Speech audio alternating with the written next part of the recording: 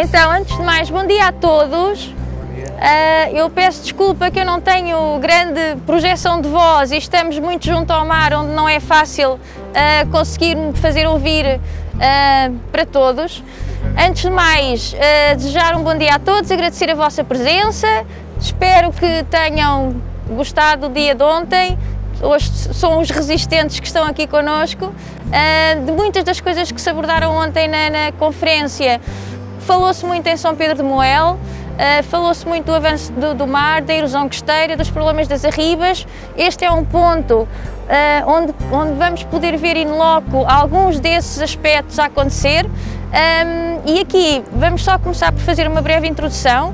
Depois vamos passar em frente ao Centro Azul, ao Centro Cosmos, que foi um edifício recentemente recuperado pela Câmara, que já existia desde sempre, começou por ser até um edifício onde no passado se faziam muitas atividades de educação ambiental promovidas pela Bandeira Azul.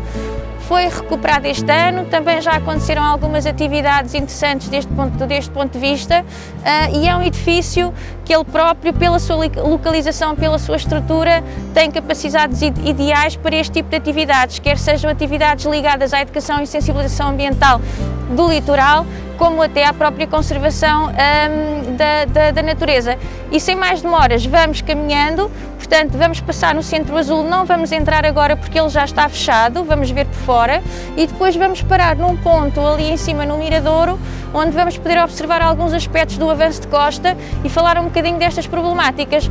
A ideia é irmos falando de um modo informal entre todos, irmos discutindo algumas destas questões, e se alguém quiser também intervir ou achar que tem alguma informação a poder acrescentar, depois será muito bem-vindo. E obrigado. Vamos andando.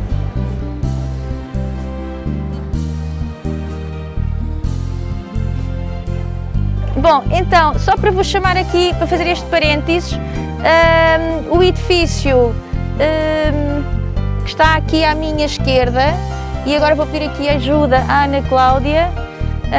Temos aqui, este edifício já existia há muitos anos, ele foi recuperado este ano, é um edifício para além da sua localização privilegiada, que acaba por ter aqui uma importância fundamental na promoção deste tipo de atividades.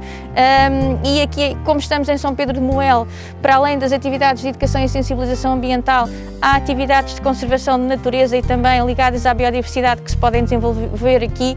Vamos ver mais à frente. Agora não estamos numa hora de maré baixa, mas dá para perceber a quantidade de recifes rochosos que nós temos em zona de maré baixa, que são as chamadas poças de maré, que a maré baixa tem um manancial de biodiversidade que pode ser visitado, analisado, do ponto de vista científico, até turístico, etc., e que tem uma riqueza a nível de biodiversidade marinha muito grande.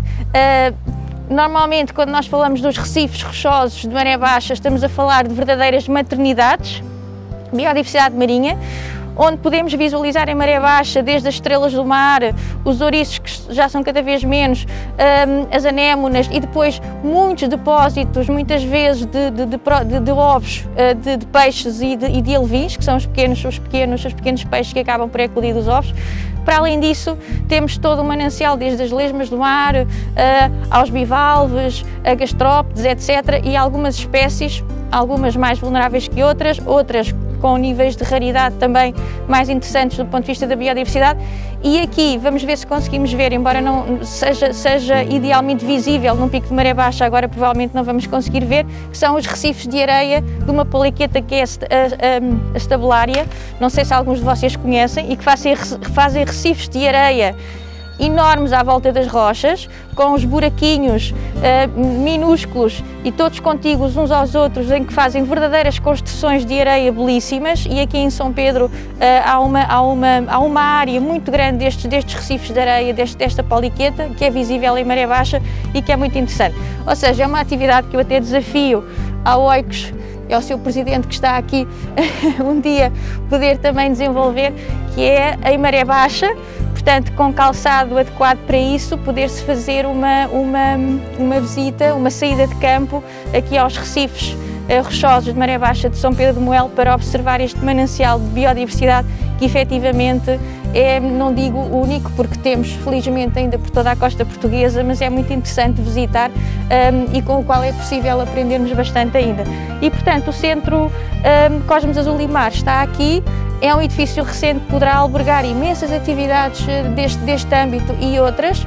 Fica aqui contigo com a Casa Afonso Lopes Vieira, que é um ex-libris aqui de São Pedro e que a época balnear está aberta, portanto tem uma zona onde a Casa do Poeta está musealizada e que é visitável, e depois tem outra zona que é a colónia balnear, porque assim o poeta deixou protocolado com a Câmara, quando cedeu este edifício à Câmara, um dos objetivos dele é que a Câmara obrigatoriamente tinha que manter esta cedência da casa para filhos de operários marinhenses poderem usufruir, e isso faz até hoje, portanto, tirando esta interrupção em tempo de pandemia, é um sítio muito interessante de visitar e onde convido a todos que não conhecem poderem passar um dia, sobretudo a varanda onde ele escrevia, onde ele se inspirava, e eu costumo dizer por brincadeira que uma varanda destas, quem é que não se inspira, não é?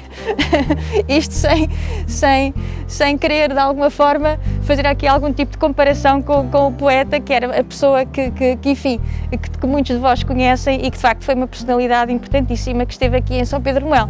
E então, para continuarmos a nossa visita, agora convido-vos a visitar o ponto mais acima, que é o miradouro que temos aqui acima da Casa Afonso Lopes Vieira, e onde vocês vão ver onde existiu a antiga capela pioneira de São Pedro de Moel e que ruiu já há muitos anos, exatamente por causa do avanço do mar. E vamos seguir.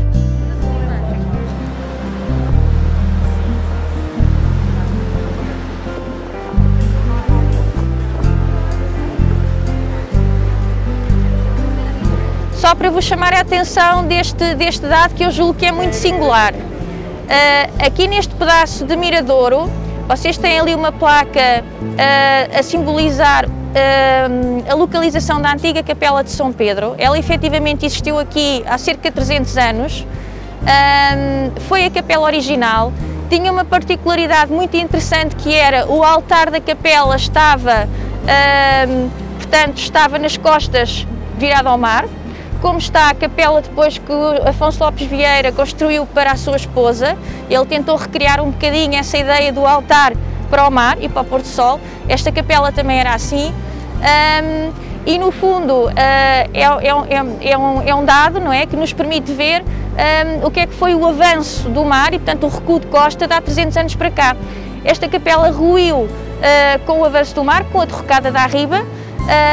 Portanto, parte dela ruiu e como tinha o altar virado ao mar, o que ruiu foi a parte logo que tinha o altar. Havia uma imagem, portanto, que havia no altar de um santo que ruiu, e há uma história depois que eu não vou contar aqui hoje, mas é interessante para quem quiser depois pesquisar esse parte, portanto, dessa estrutura que caiu lá para baixo, e anos mais tarde esta imagem é encontrada por pescadores que tentam, praticamente intacta. Na altura já se estava a construir a nova Capela de São Pedro, onde ela existe hoje, aqui um bocadinho mais atrás. Foi oferecida a capela nova, mas na altura, como já havia toda a estrutura do altar já planificada e montada, não era necessário, e então foi depois o próprio poeta Afonso Lopes Vieira que acabou por recuperar essa imagem que hoje está na casa e que é visitável. Só para mais um dado, portanto, por aqui vocês podem ter esta ideia de que a costa já recuou significativamente há 300 anos para cá, aqui em São Pedro de Moel. Não é assim há tanto tempo, não é? Se assim quisermos pensar, e efetivamente depois toda esta arriba que nós temos a partir daqui até ao hotel é uma arriba considerada em risco, foi intervencionada pela APA há uns anos, e aqui à direita vocês conseguem ver parte dessa intervenção através de uns blocos paralelepípedos que estão ali. E então aqui à direita vocês têm essas estruturas paralelepípedas na base da arriba, que foram resultado de uma intervenção que a APA fez no âmbito da estabilização desta arriba. Muitos de vocês que se calhar são daqui se recordarão que esta estrada esteve cortada ao trânsito bastante tempo, porque se achou, e bem, não é, que o trânsito a passar numa arriba que já está em risco só por si acelera o processo erosivo da arriba. Ela foi intervencionada com os custos que todos imaginamos que essa intervenção teve, é aquilo que nós podemos chamar, é um penso, não é, rápido, que se coloca ali para proteger, digamos assim, a marginal e as casas que estão na linha da frente, mas a verdade é que nós sabemos que com estes processos erosivos que são naturais de alguma forma e que agora com as alterações climáticas estão em aceleração sem precedentes, obviamente esta zona aqui daqui a 50 anos provavelmente terá derrocadas com outro nível de gravidade e provavelmente vai obrigar a que haja um recuo de fachada de toda esta zona urbana mais para o interior. E não me alargando agora muito mais, portanto nós agora vamos regressar ao autocarro, vamos fazer um percurso muito pequenino do autocarro até ao Penida da Saudade e depois aí continuamos a nossa visita.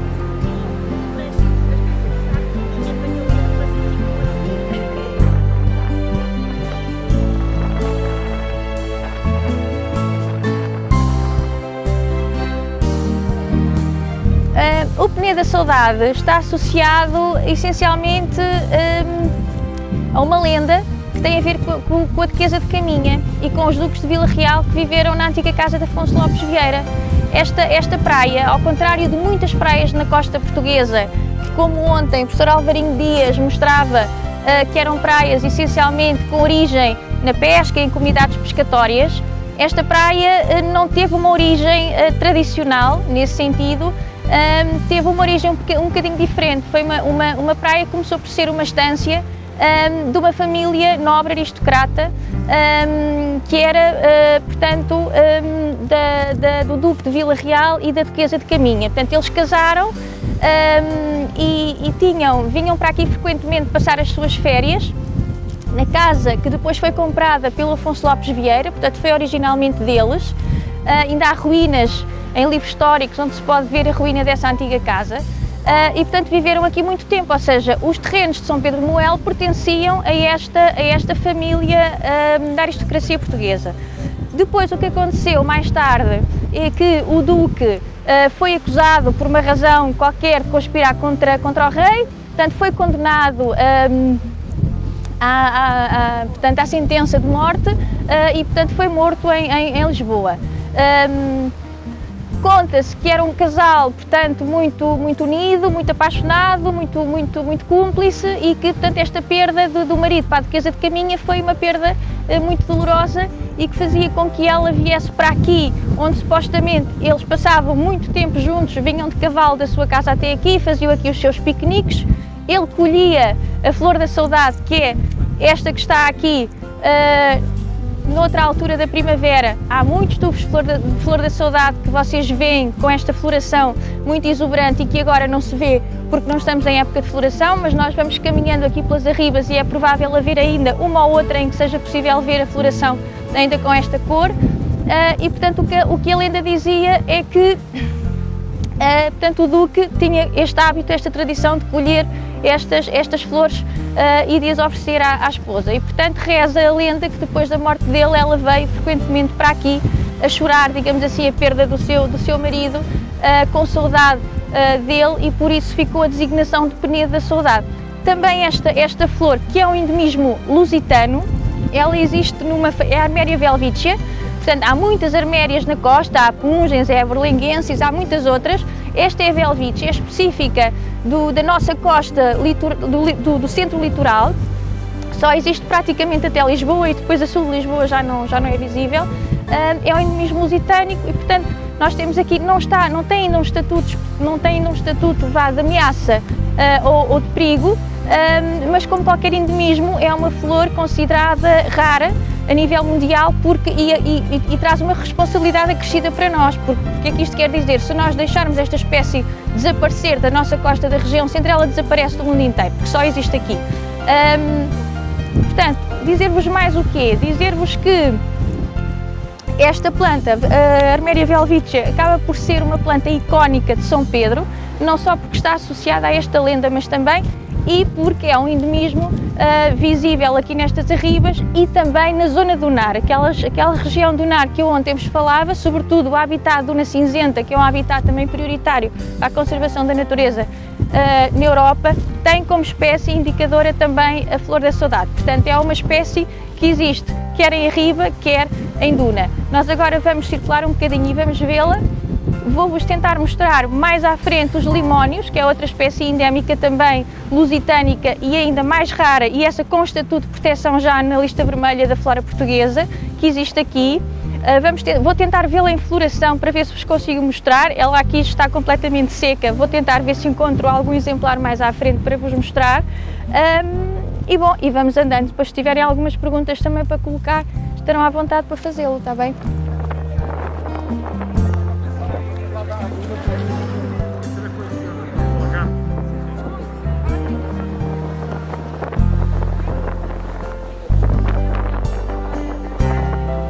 Nós, nesta região do país, damos o nome comum a esta espécie de flor da saudade. Portanto, vejam que está intimamente ligada à história local, à identidade e às lendas.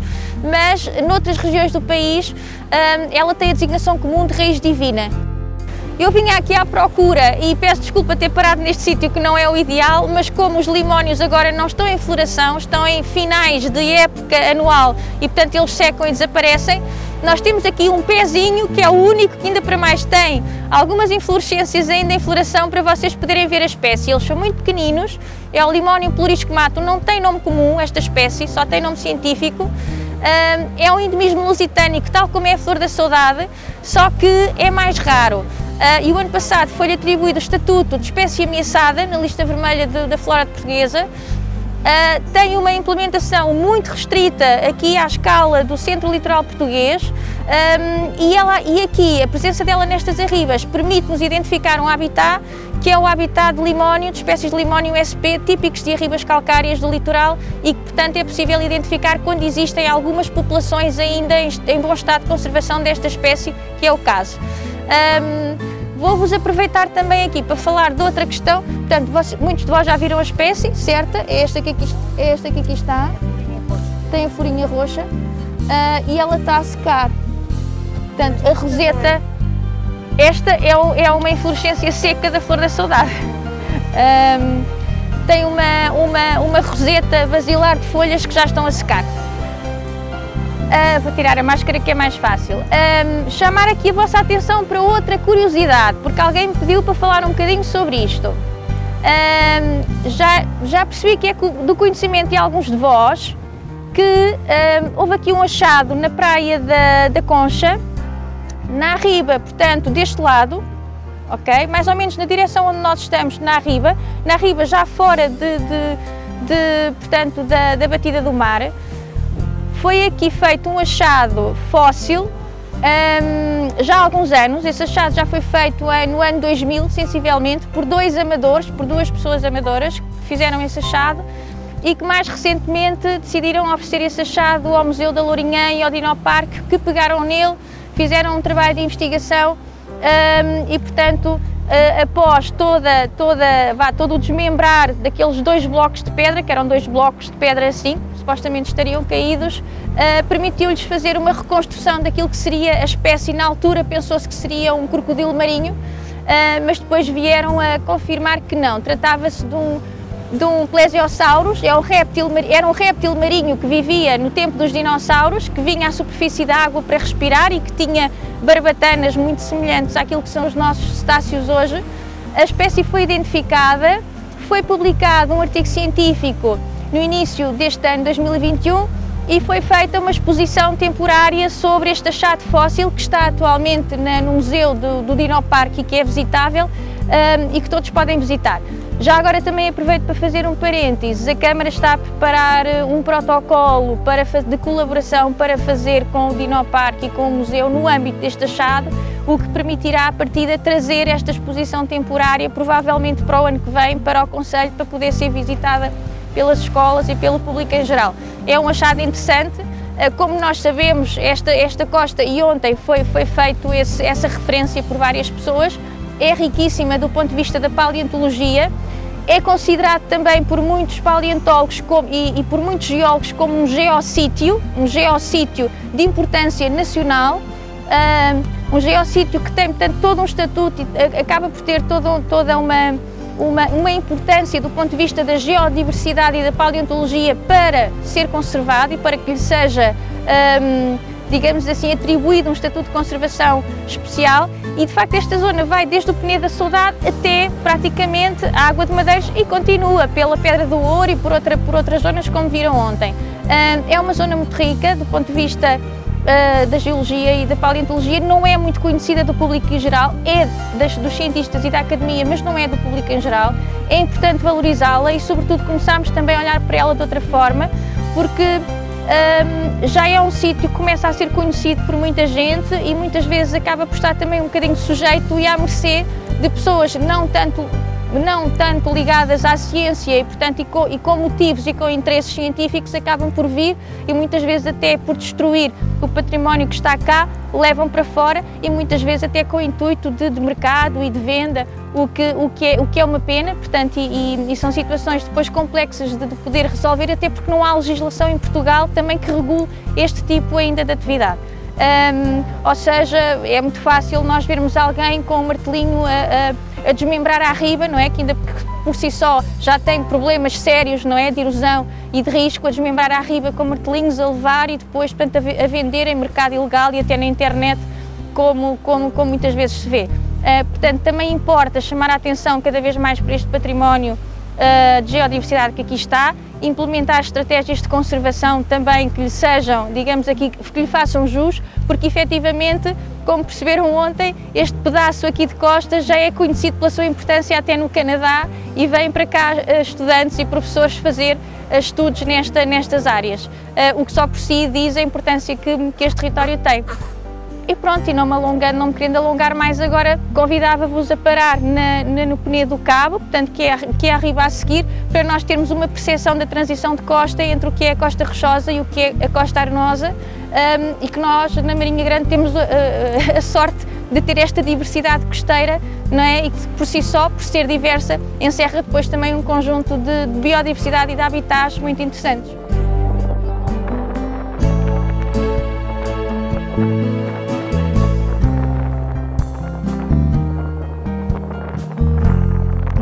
Nós parámos aqui, não estava bem previsto, mas para fazer aqui também um parênteses a um pormenor que me parece interessante aqui vocês verem.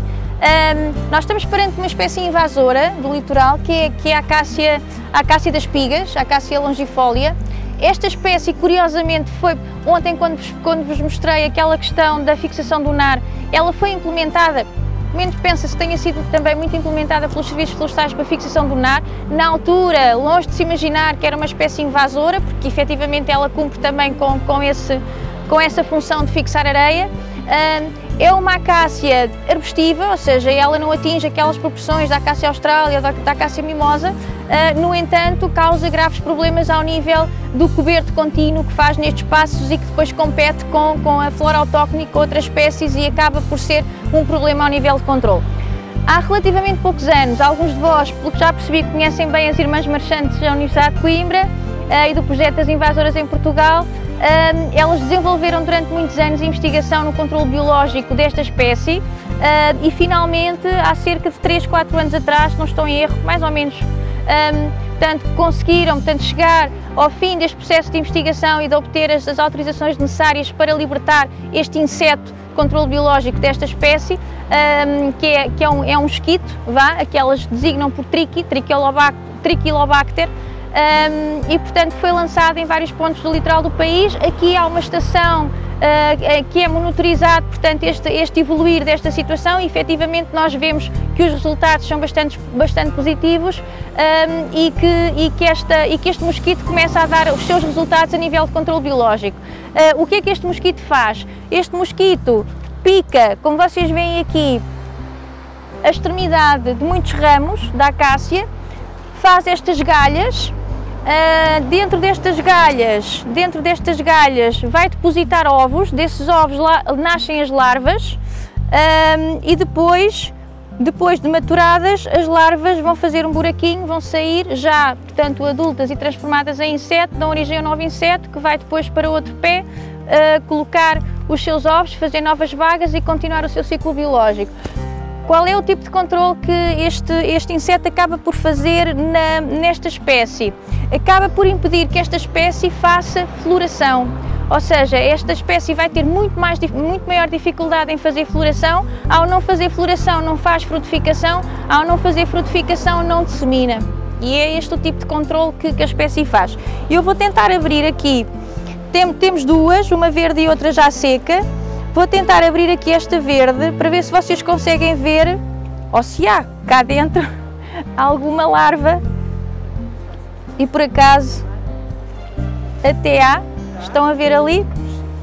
Estão a ver ali uma e ali uma mais pequenina, já em processo de metamorfose, a avançar para a fase de inseto, que depois de maturada vai fazer um buraquinho, como está aqui na vaga já maturada, um buraquinho e vai sair. Ok? Estão a ver? O inseto, quando sair, depois vai continuar o seu ciclo biológico, vai continuar a depositar os seus ovos noutras extremidades de ramos da acácia e é assim que vai controlando esta espécie. Alguns, provavelmente, de vós dirão, mas e não vai controlar outras espécies autóctones e não vai ser nocivo para outras? Estes processos são sempre altamente controlados, não é? E antes de um controle biológico deste tipo se fazer, isto leva anos a ser estudado, leva anos a ser testado, exatamente para se ter a garantia que isso não acontece. Obviamente que nós na natureza nunca temos garantia de 100% de nada, essa é a verdade, não é? Mas, pelo menos, e tanto quanto sabe até agora, o processo está a correr bastante bem e esta espécie é específica da Acácia longifolia, da Acácia da espiga, está bem? E, portanto, não é prejudicial a outra espécie local. Portanto, não trará problemas ao nível das outras espécies. E consegue-se ver, sobretudo em São Pedro Moel, mesmo no núcleo urbano e numas áreas até de jardim do São Pedro Moel, provavelmente muitos de vós já viram, há muitas acácias das espigas cheias de bagas nos ramos, mesmo povoadas de bagas, e entretanto os ramos começam a ficar tão pesados de bagas que os próprios ramos começam a partir, começam a quebrar. Está aí uma bela altura para controlar até a espécie e para cortar e para começar a fazer controle.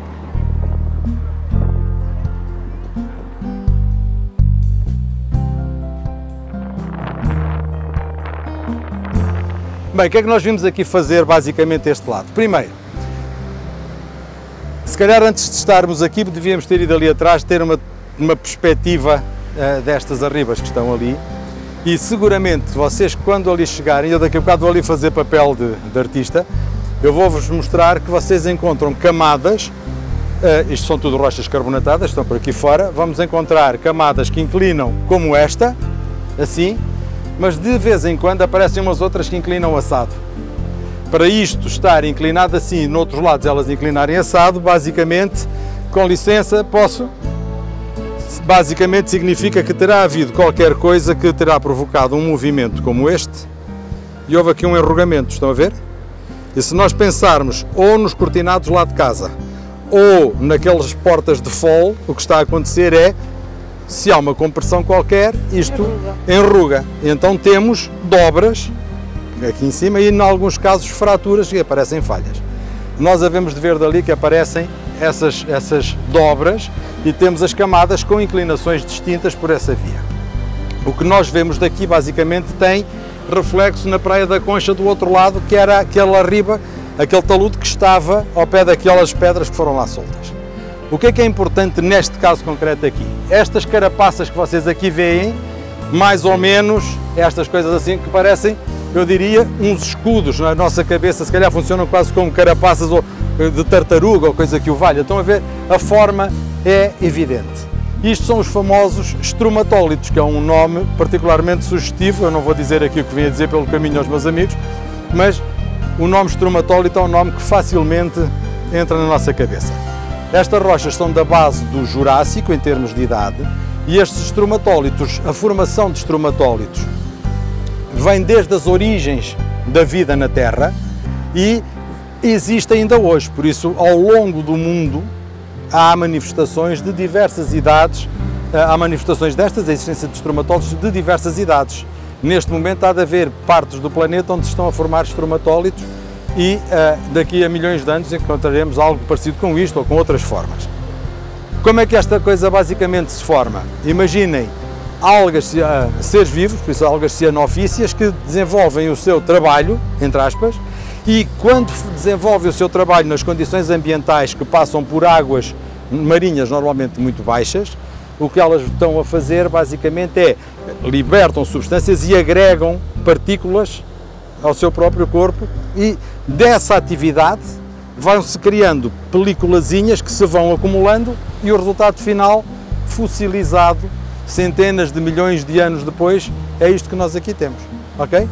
Por isso, formalmente, não é assim um fóssil, uma coisa, uma manifestação tão, eu diria, exuberante quanto nós normalmente vemos quando vemos uma amonite, achamos que aquilo é muito interessante, porém, estas aqui permitem, o estudo destas aqui permitem fazer a reconstrução dos climas, a reconstrução das condições ambientais da época e são estudadas para fazer, eu diria, as análises e os estudos da origem da vida. Isto é contemporâneo da origem da vida na Terra, por isso estão a ver que estas não, as mais antigas.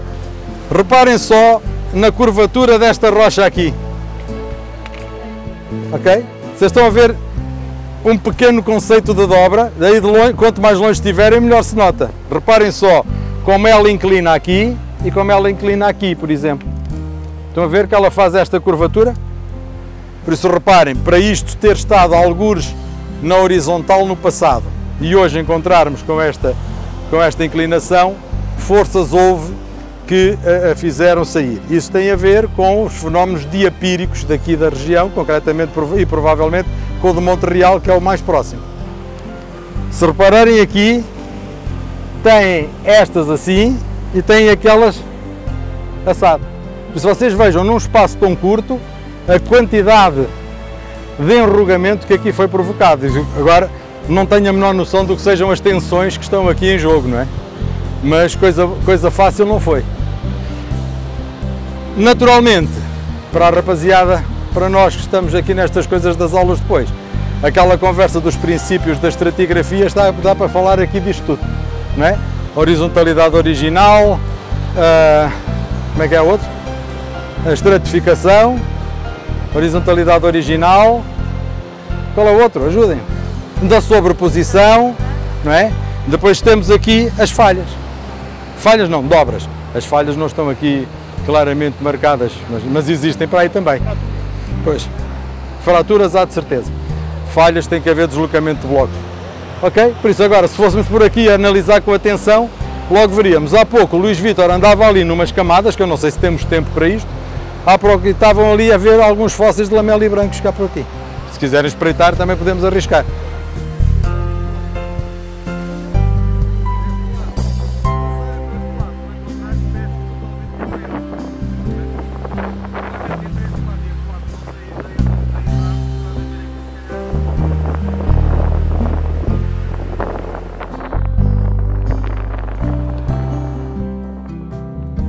Se houver uma situação idêntica àquela que houve em 2017, em que o fogo propaga-se de uma forma incontrolável, por mais limpa que estejam as matas, não é isso que nos vai salvar dos incêndios. Portanto, tenho esta ideia. E depois, com outra situação muito complicada, que é, vejam que se retira a vegetação, ao retirar a vegetação ficamos com um solo muito mais frágil, muito mais seco, muito mais pobre em água, muito mais sujeito à erosão eólica, etc, etc, etc. Portanto, não estou a dizer que as faixas de combustíveis não se tenham que fazer, mas a forma como elas estão a fazer hoje em dia é completamente desajustada daquilo que é correto do ponto de vista ecológico e do equilíbrio dos recursos, e nomeadamente do ciclo da água.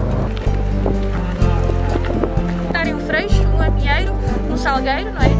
E agora há paveiro, não se percebe exatamente